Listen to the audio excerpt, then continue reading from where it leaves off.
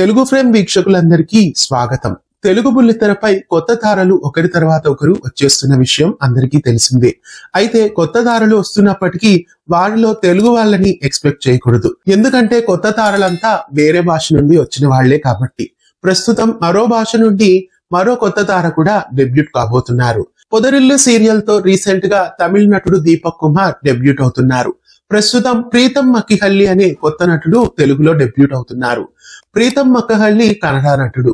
2021లో కన్నడ చిత్రం కపోకల్పితంలో సుపరిచితులయ్యారు.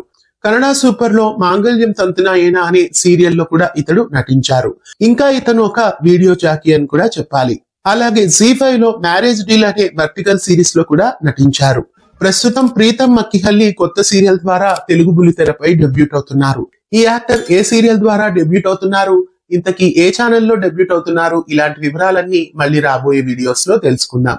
ప్రస్తుతం ప్రీతం మక్కిహల్లి అనే కన్నడ నటుడు తెలుగు బుల్లితెరపై ఓ కొత్త సీరియల్ ద్వారా డెబ్యూట్ అవుతున్నారు.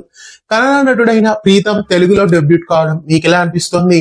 మళ్ళీ కన్నడ నుండి మరో నటుడు రావడం మీకెలా అనిపిస్తోంది? కామెంట్ చేయండి. ఇలాంటి మరెన్నో వీడియోస్ కోసం మన ఛానల్ ని ఇప్పుడే సబ్స్క్రైబ్ చేసి పక్కనే ఉన్న బెల్ ఐకాన్ ని యాక్టివేట్ చేయండి.